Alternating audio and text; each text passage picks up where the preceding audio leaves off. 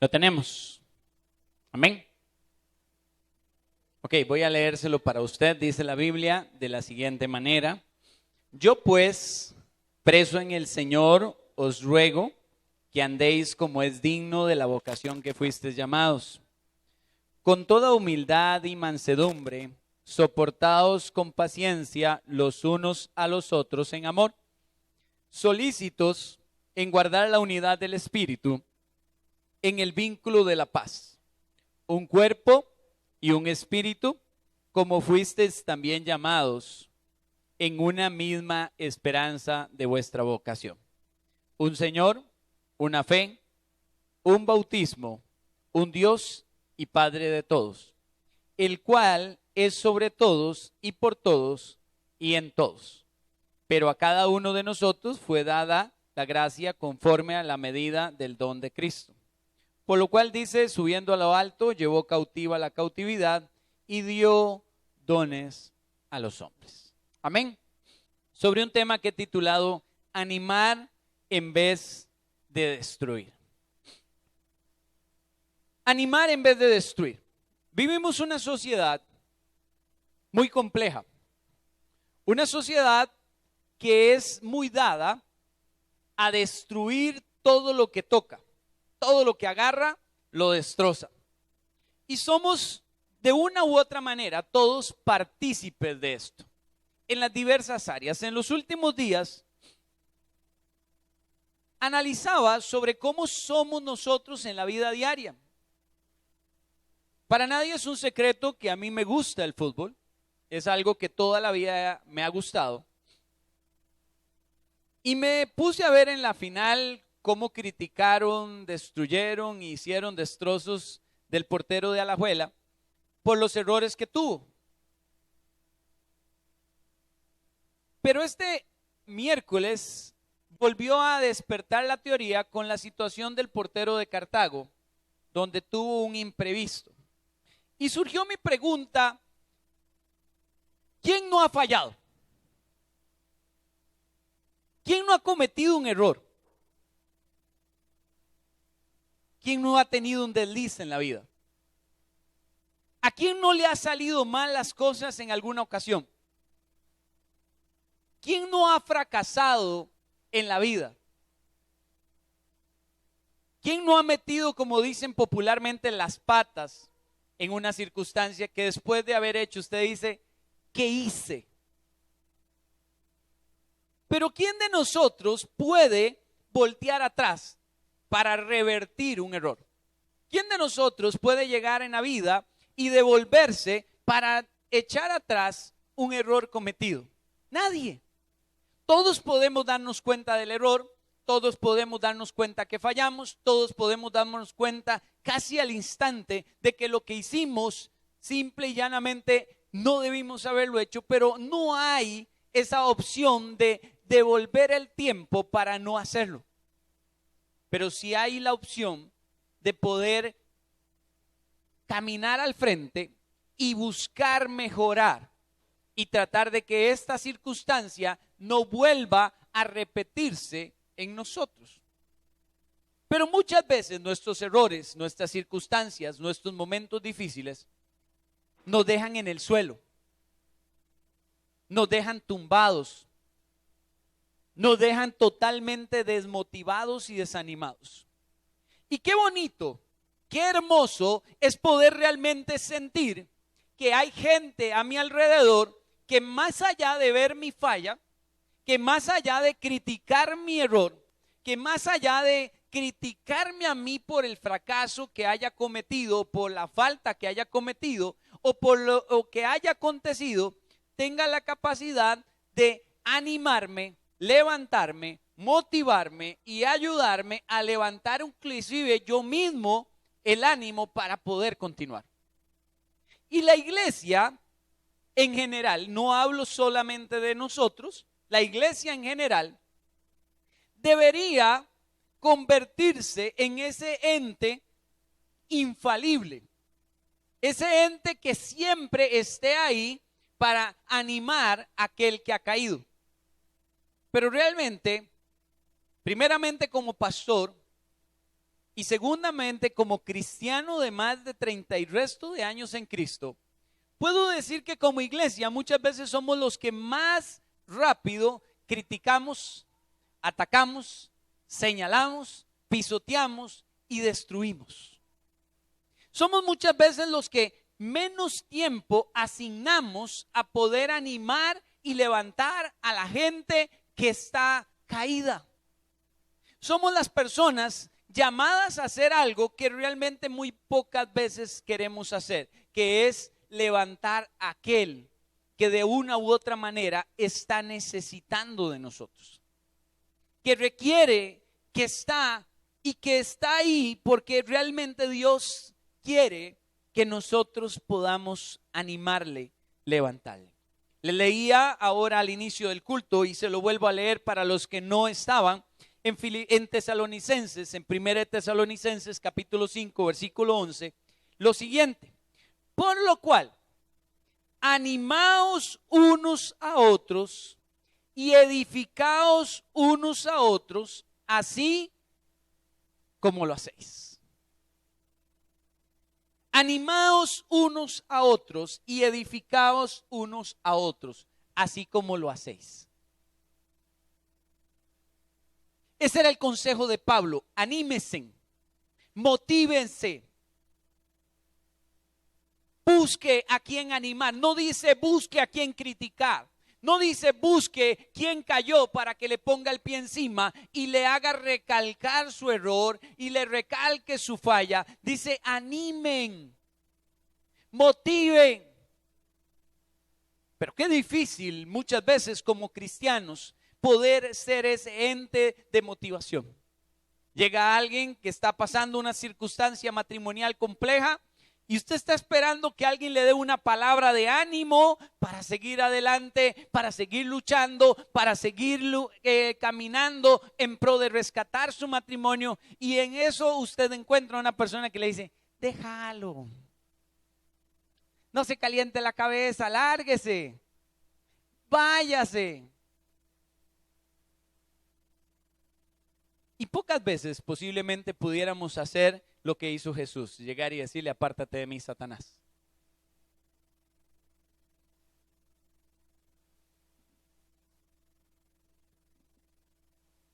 Nuestros mismos hogares muchas veces carecen de motivación y ánimo. Un esposo, un padre, un hijo, ante la adversidad viene con la cabeza abajo, agotado, cansado o cansada, esperando en su hogar tener una palabra de ánimo, de restauración, de motivación que le levante el ánimo para seguir luchando. Pero muchas veces no las encontramos.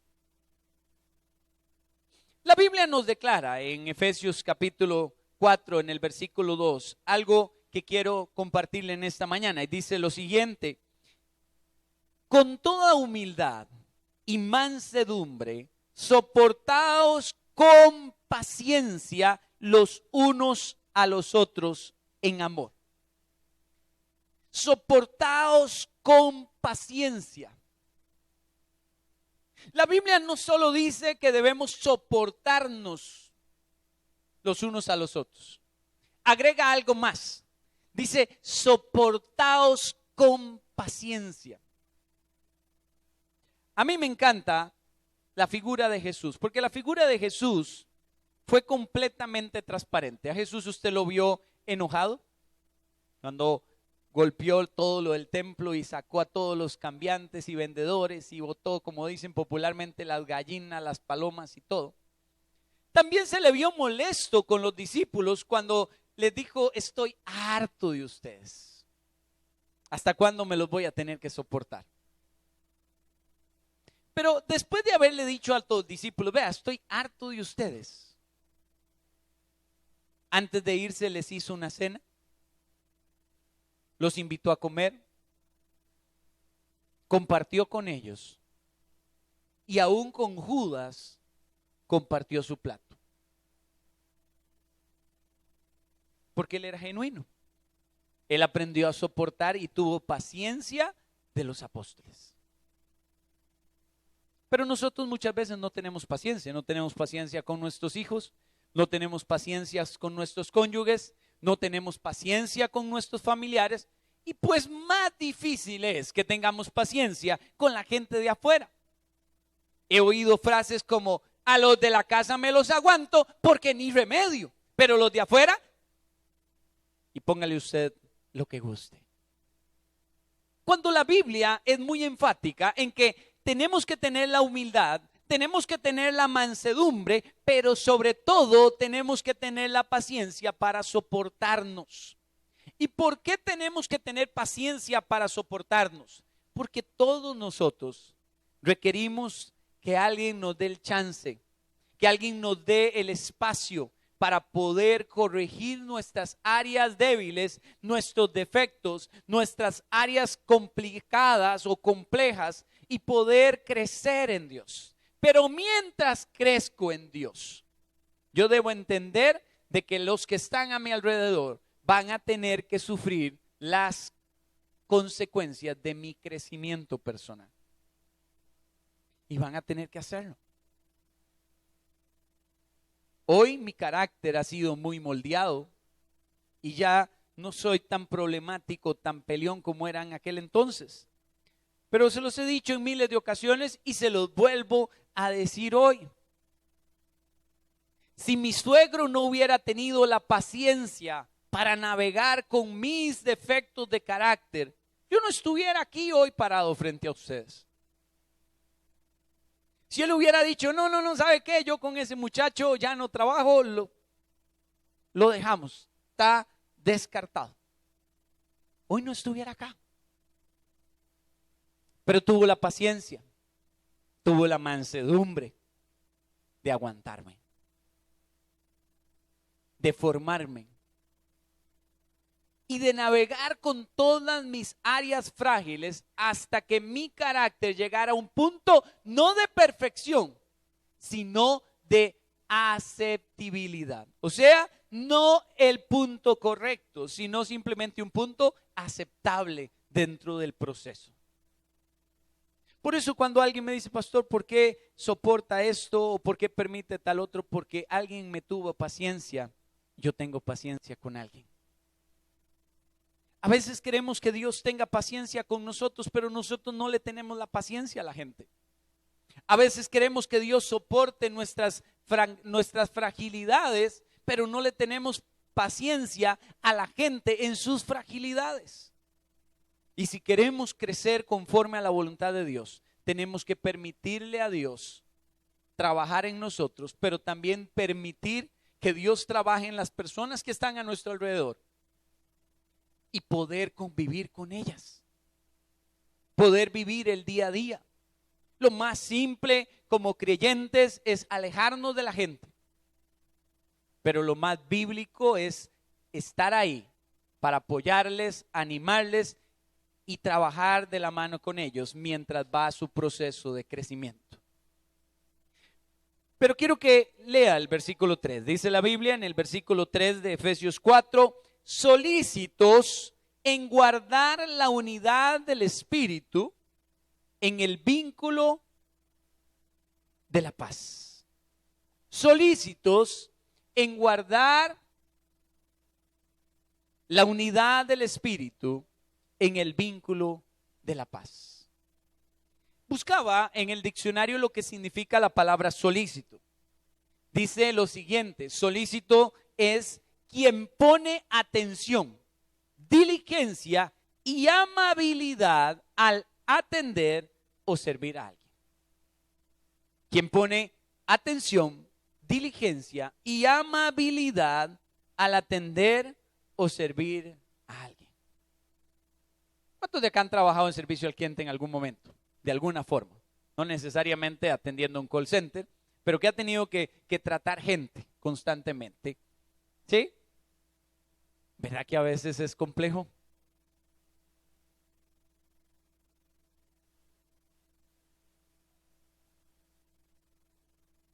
¿Sabe qué es ser solícito? Es ser amable con la gente a pesar de cómo la gente es.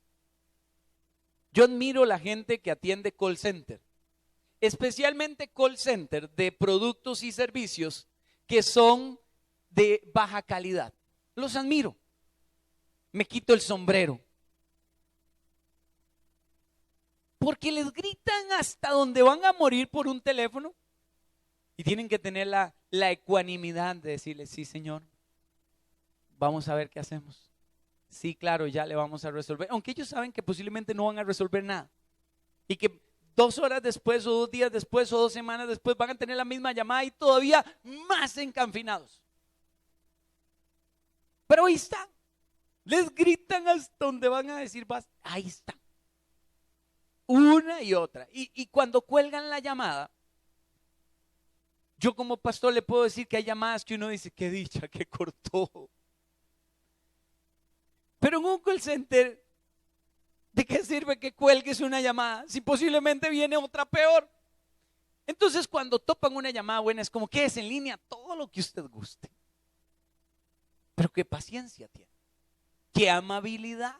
No todos, pero se supone que parte del requisito para pertenecer a ese trabajo es tener esa amabilidad de carácter. Qué bueno sería que como iglesia, como creyentes, desarrolláramos esa amabilidad y manejáramos nuestra vida diaria como si fuera un call center, tratando a todos con amabilidad sin importar qué o cómo se estén dando las circunstancias. Por eso Pablo dijo, busquen la unidad del Espíritu solícitamente, con diligencia. Manténganse unidos a pesar de todo, a pesar de la adversidad, a pesar de los defectos, a pesar de los errores, a pesar de los fracasos, a pesar de todas las cosas, manténganse en unidad. Y dice el versículo 16 de la siguiente forma: de quien todo el cuerpo, bien concertado y unido entre sí por todas las coyunturas, que se ayudan mutuamente, según la actividad propia de cada miembro, recibe su crecimiento para edificarse en amor.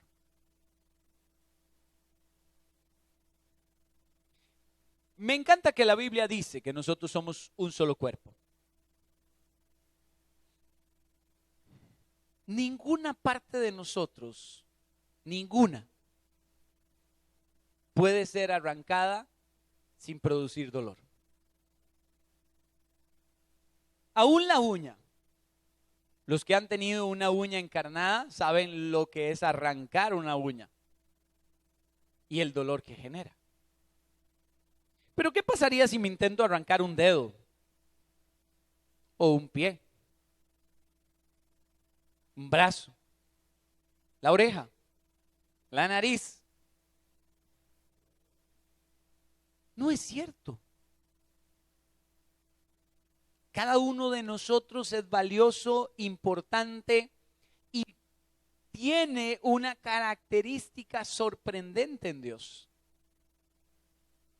Yo nunca he visto a la rodilla enojada tratando de separar el resto del pie y decirle, yo y usted ya no vamos a caminar nunca más juntos. No, dice que se ayudan mutuamente.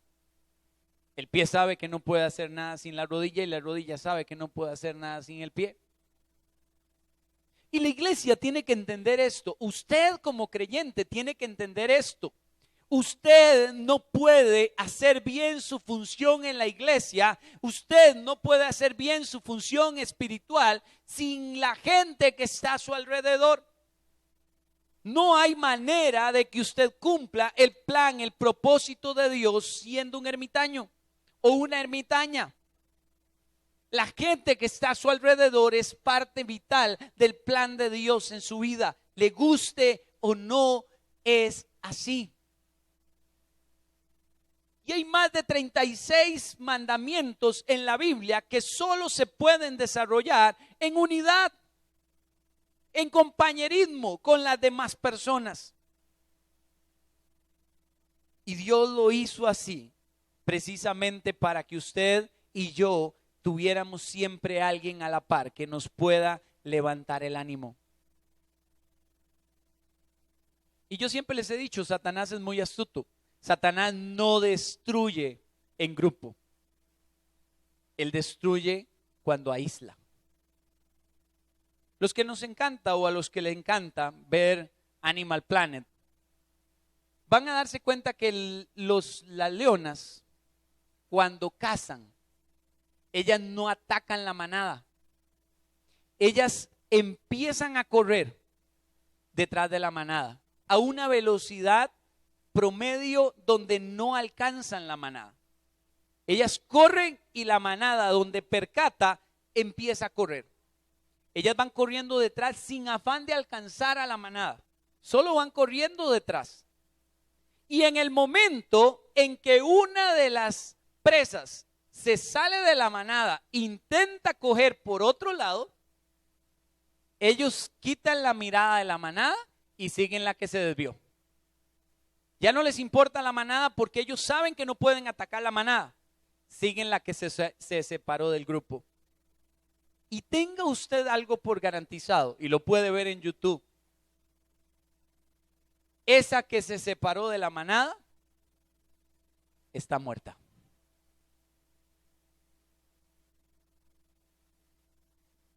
Y es la forma en cómo Satanás trabaja con la iglesia. Satanás no logra tocar a una persona que está dentro del cuerpo completo de Cristo. Las empieza a separar. Las aísla. Empieza a aislarlas. Primero, le quita las amistades. Luego, le quita las alianzas. Luego, le quita el ministerio. Luego, ya casi no se congrega. Luego, puedes quedarse en la casa porque con el cuento de que en la casa yo escucho prédicas y oigo videos y entonces estoy bien con Dios, y se queda en la casa. Y lo que sigue es hombre o mujer muerta.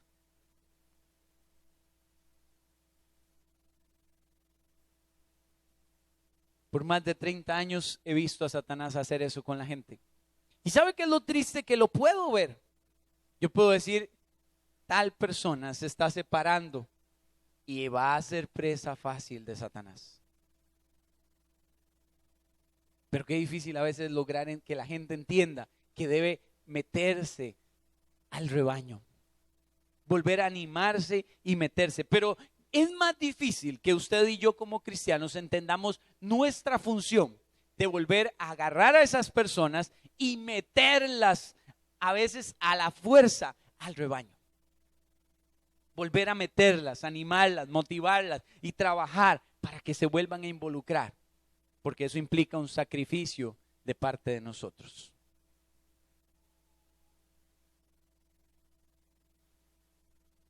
Primera de Corintios capítulo 3 versículo 3, y ese sí quiero que lo lea conmigo. Primera de Corintios capítulo 3 versículo 3. Y mientras usted lo busca, voy a pedirle a Josué o a alguien que me preparen el video, el de cuerdas.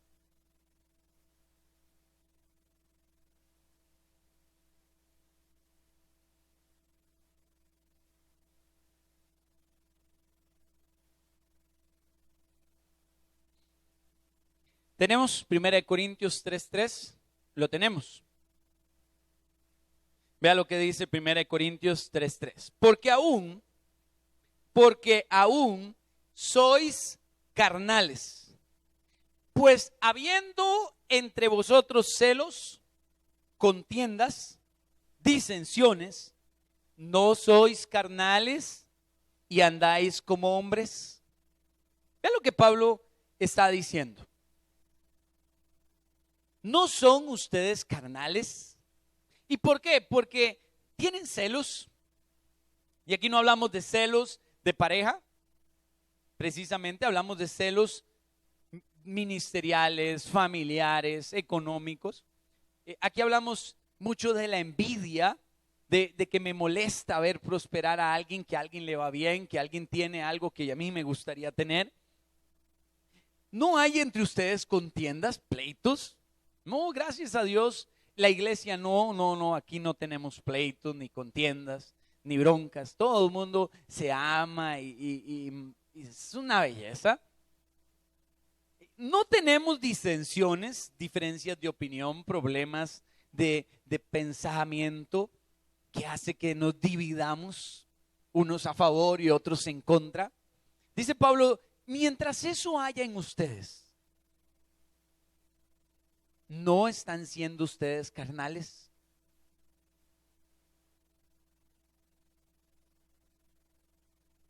¿Hay de estas cosas en nosotros todavía?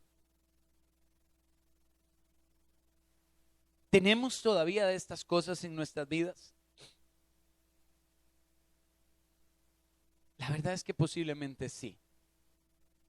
Por eso es que usted y yo tenemos que día a día trabajar sobre ello. Y la mejor manera de trabajar sobre ello es bendecir, edificar y ayudar a alguien más. Es acercarnos a las demás personas y no aislarnos. Pero para animar a otros, mi hermano, mi hermana, usted tiene que sacrificarse usted mismo. Si usted no se puede sacrificar, si usted no se quiere sacrificar, usted no está entendiendo la labor de animar a alguien más. Porque para animar hay que invertir tiempo, para animar hay que abandonar cosas que nos gustan. Y durante el tiempo que estoy animando a alguien más, posiblemente van a haber cosas mías que voy a tener que dejar de hacer. Y se lo quiero ilustrar en un video y con esto voy a concluir.